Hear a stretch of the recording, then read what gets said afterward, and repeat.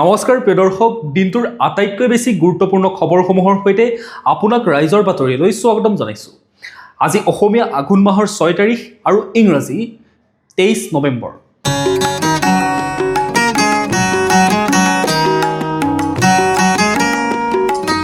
এতিয়া আহিছোঁ আমি প্ৰথমটো খবৰলৈ।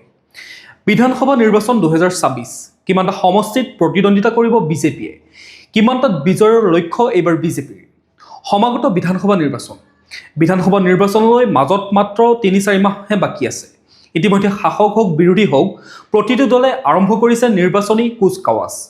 বিৰোধী কংগ্ৰেছ দলে ৰাজ্যৰ বিৰোধী দলসমূহক লগত লৈ মহাজোঁট গঠন কৰাৰ চিন্তা চৰ্চা কৰিছে যদিও একে সময়তে শাসকীয় বিজেপিয়ে অনুষ্ঠিত কৰিছে এখনৰ পিছত আনখনকৈ বৈঠক। শুকুৰবাৰেও বিজেপিৰ ৰাষ্ট্ৰীয় সাংগঠনিক সাধাৰণ সম্পাদক BL সন্তোষৰ উপস্থিতিত অনুষ্ঠিত হয় কোৰ কমিটিৰ বৈঠক।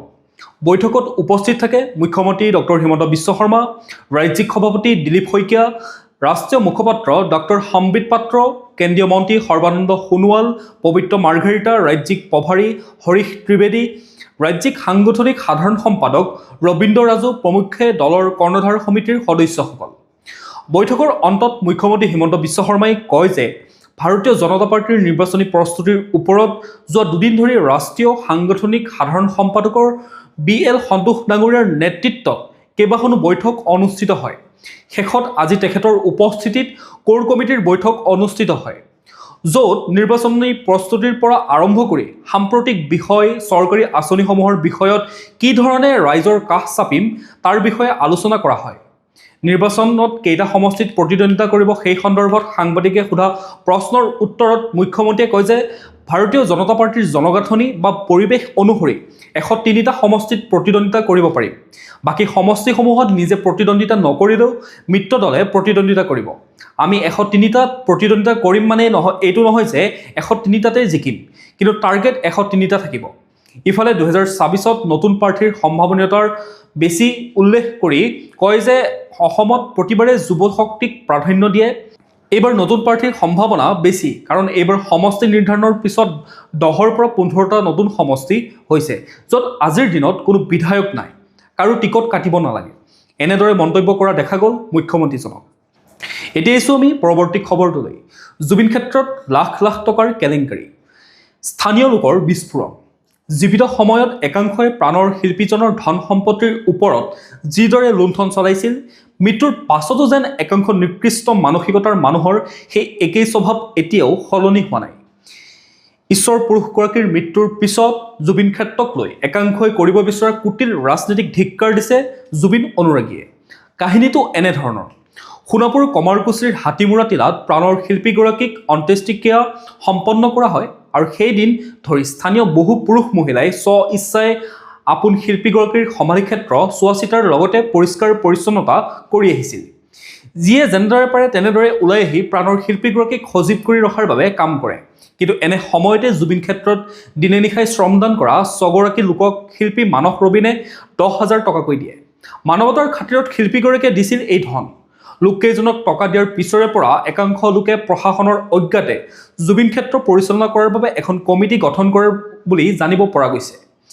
ইপিনে পূৰ্বৰে পৰা জুবিন ক্ষেত্ৰ চোৱা চিতা কৰাৰ লগতে আপোন শিল্পীগৰাকীক দৈনিক ধূপ চাকি জ্বলাই শ্ৰদ্ধা জনাই অহা এই 6গৰাকী লোকক জুবিন ক্ষেত্ৰত ধূপ চাকি নিদিবলৈ বাধা প্ৰদান কৰে একাংশ লোকে। লগতে তাৰ পৰা গুচি যা, নহ'লে ঠেং ভাঙি দিম বুলিও কয় লোককেইজনক। এনে ঘটনাৰ পিছতে তীব্ৰ প্ৰতিক্ৰিয়াৰ সৃষ্টি হৈছিল সমগ্ৰ অঞ্চলটোত।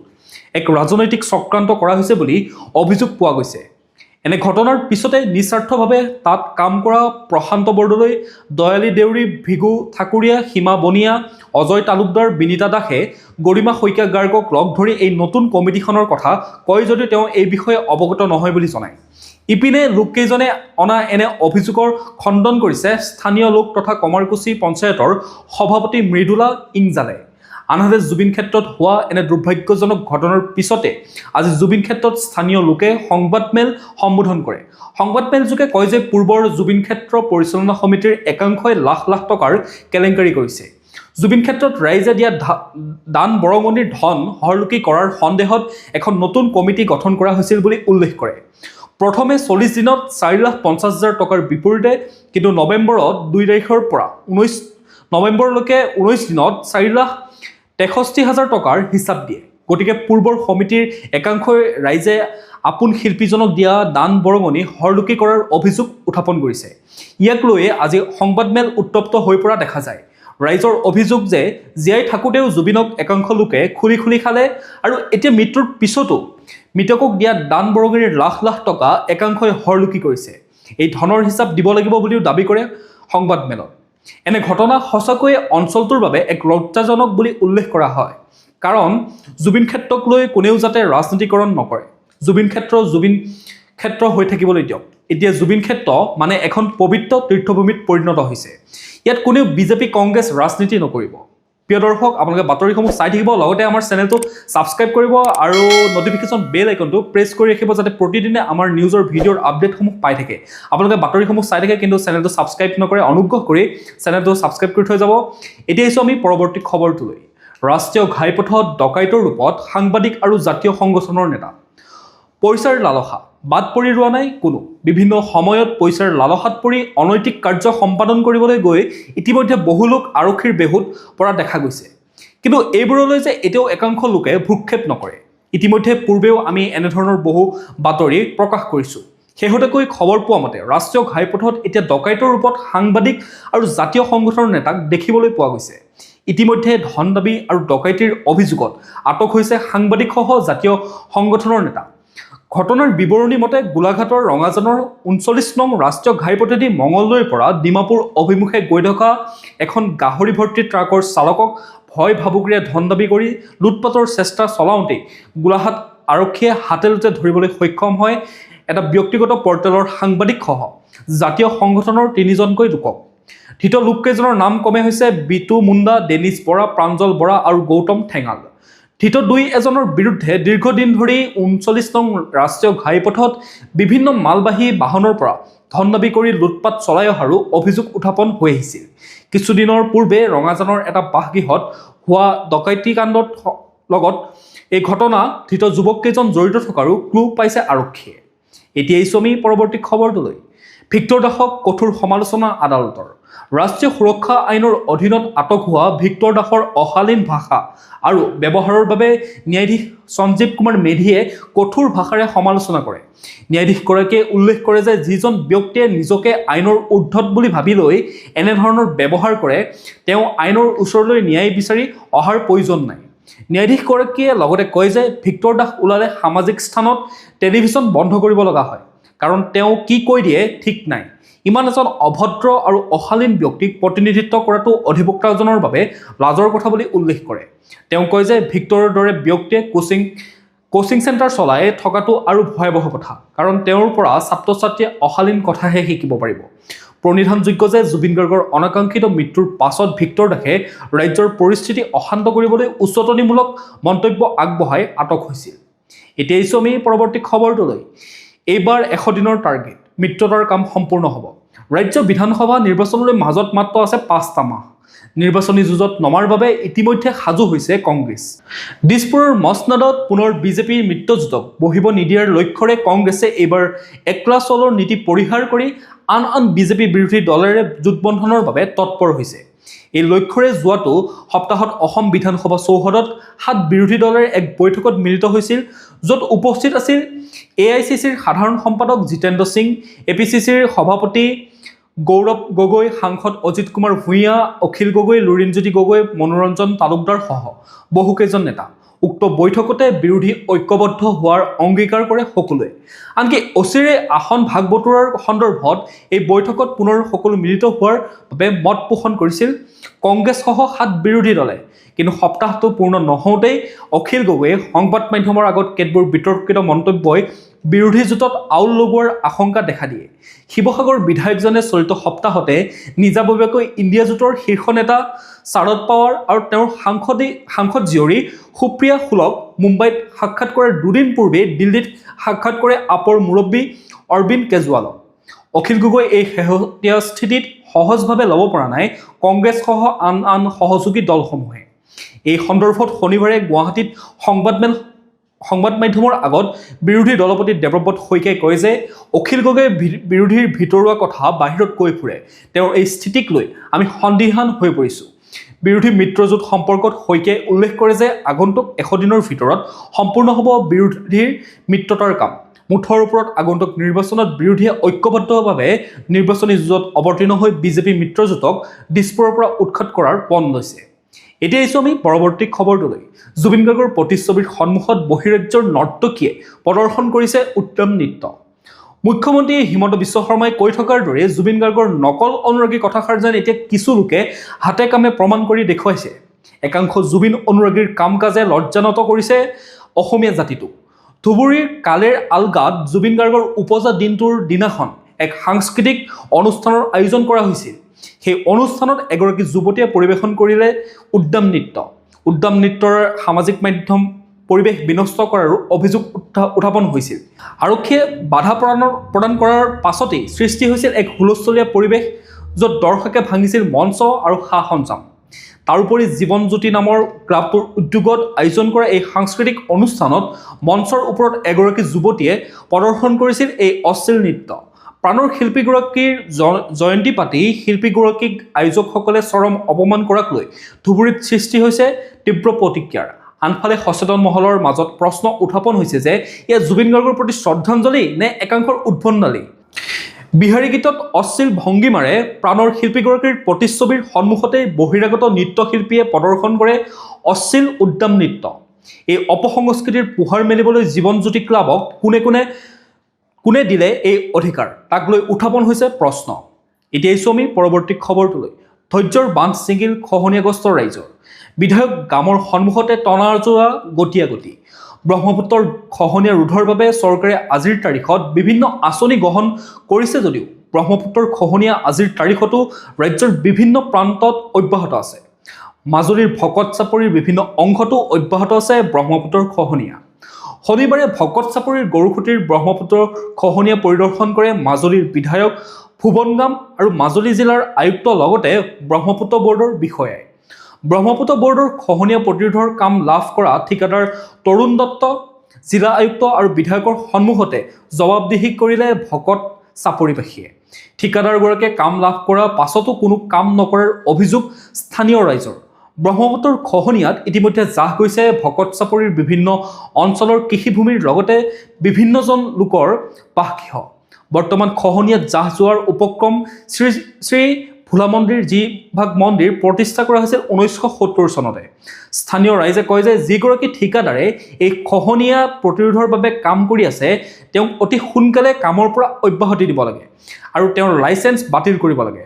ব্ৰহ্মপুত্ৰ বৰ্ডে বছৰ ধৰি খহনীয়া প্ৰতিৰোধৰ কাম কৰি আছে যদিও এচপৰা মাটিও খহনীয়াৰ পৰা ৰখাব পৰা নাই এতিয়ালৈকে। এতিয়া আহিছোঁ আমি পৰৱৰ্তী খবৰটোলৈ। পাটাৰকুছিত সুধাকন্ত ডক্টৰ ভূপেন হাজৰিকাৰ ব্ৰঞ্জৰ বিশাল আবক্ষ মূৰ্তি উন্মোচন। ডক্টৰ ভূপেন হাজৰিকা এগৰাকী অমৃত সন্তান। ভূপেনদাৰ গান আছিল একোটা আন্দোলন। তেওঁৰ সংগীত আছিল সংস্কৃতিৰ বাহক। চৰকাৰে ডক্টৰ হাজৰিকাৰ জন্ম শতবাৰ্ষিকী ইতিমধ্যে উদযাপন আৰম্ভ কৰিছে। জন্ম শতবাৰ্ষিকী হিচাপে মেঘালয়, অৰুণাচল আৰু কলকাতাত স্মৃতিচাৰণ সভা অনুষ্ঠিত কৰাৰ উপৰিও শংকৰদেৱ কলাক্ষেত্ৰত ডক্টৰ ভূপেন হাজৰিকাৰ স্মৃতিত এটা সংগ্ৰহালয় স্থাপন কৰিব। গানৰ বাবে কেৱল সুৰৰ প্ৰয়োজন নহয়, গানত থাকিব লাগিব এক উদ্দেশ্য।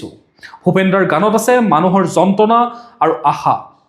আজি বিয়লি পাটাৰকুছিৰ অন্যতম স্বেচ্ছাসেৱী সামাজিক অনুষ্ঠান প্ৰাগজ্যোতি ক্লাবৰ উদ্যোগত তথা ৰাইজৰ সহযোগত ক্লাবৰ বহুমুখী আঁচনি ৰূপায়ণৰ অধীনত সুধাকন্ত ডক্টৰ ভূপেন হাজৰিকাৰ প্ৰতি ক্লাব তথা অঞ্চলটোৰ ৰাইজৰ শ্ৰদ্ধাৰ স্মাৰক হিচাপে পাটাৰকুছি পৰিদৰ্শন বঙলা চৌহদত নতুন আৰ্হিত 15 ফুট উচ্চতাৰ আৰু সৰ্বোচ্চ 27 ফুট পৰিধিৰ নিৰ্মাণ কৰা এক ব্ৰঞ্জৰ আবক্ষ মূৰ্তি বিশ্ববৰেণ্য শিল্পীগৰাকীক আনুষ্ঠানিকভাৱে উন্মোচন কৰিলে মুখ্যমন্ত্ৰীগৰাকীয়ে। এতিয়া আহিছোঁ আমি পৰৱৰ্তী খবৰটোলৈ। উত্তৰ পূবৰ আভ্যন্তৰীণ জলপথ উন্নয়নৰ বাবে 3000 কোটি টকাৰ বুজাবুজি চুক্তিত স্বাক্ষৰিত।